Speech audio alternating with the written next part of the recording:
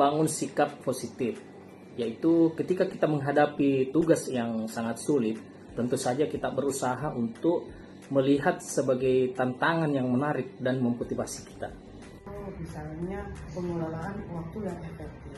Misal kita menggunakan waktu istirahat.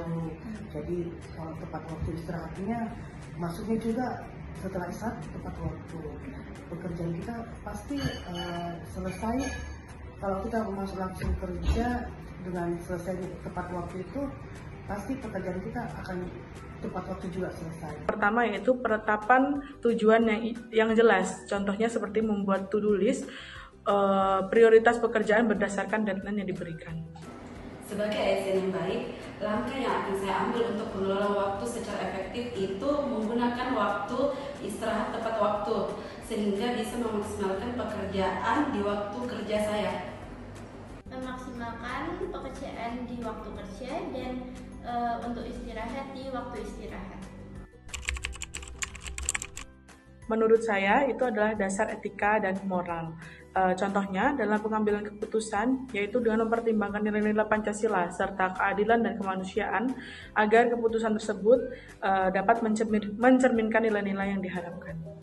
Dalam hal kita mengambil keputusan dalam musyawarah, pasti kita berpatokan sama Pancasila, bukan hanya sila keempat. Contoh ya, sila keempat, hasil dari musyawarah itu kan untuk kepentingan bersama. Itu mungkin salah satu contohnya. Memberikan pelayanan prima kepada masyarakat tanpa melihat latar belakangnya seperti agama, ras, suku, gender, dan lain-lain. Sebagai ASN yang baik, tentunya saya akan bekerja sesuai kode etik pekerjaan saya, yaitu sebagai staf upaya hukum, banding, kasasi, dan PK. Dalam pelayanan prima kepada masyarakat tanpa melihat ras, gender, agama, dan lain-lain.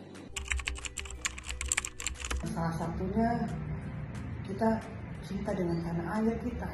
Misal salah satu cinta kita ke tanah air ya dengan melaksanakan kegiatan upacara di hari-hari kebesaran. Jadi itu mungkin salah satu bentuk kecintaan kita kepada bangsa dan tanah air kita. Itu yang memotivasi ya. Mungkin apalagi itu mungkin yang bisa saya sampaikan. Untuk motivasi saya yaitu adalah cinta tanah air. Karena mengabdi sebagai ASN adalah cara saya untuk berpartisipasi aktif dalam memajukan bangsa dan mewujudkan cita-cita bersama. Melihat masyarakat sekitar terbantukan oleh program-program pemerintah itu merupakan kepuasan sendiri bagi saya. Jawabannya adalah mengabdi sebagai ASN adalah cara saya untuk berpartisipasi aktif dalam memajukan bangsa dan mewujudkan cita-cita bersama. Mengabdi sebagai ASN adalah cara saya untuk berpartisipasi aktif dalam memajukan bangsa dan mewujudkan cita-cita bersama. Jadi, banyak hal yang dapat kita lakukan sebagai bentuk bela negara sebagai seorang ASN.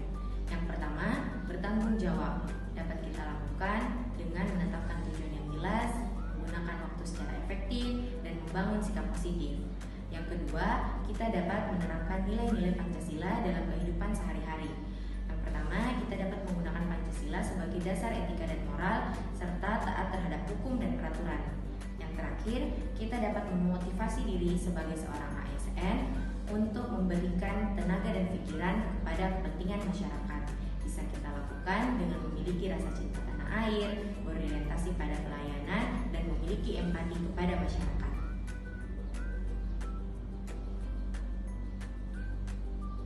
Peran ASN, peran aparatur sipil negara, secara singkat meliputi 1. Pelayanan publik, memberikan layanan kepada masyarakat. 2. Pelaksanaan kebijakan, menerapkan kebijakan pemerintah. 3. Pengelolaan sumber daya, mengelola keuangan, manusia, dan materi. 4. Pengembangan wilayah, mendukung pembangunan daerah. 5. Pendidikan dan pelatihan, mendidik masyarakat tentang program pemerintah. 6. Penyuluhan dan advokasi, memberikan informasi dan bantuan hukum. 7. Inovasi dan reformasi, mendorong inovasi dalam pelayanan publik. ASN berfungsi sebagai penggerak utama dalam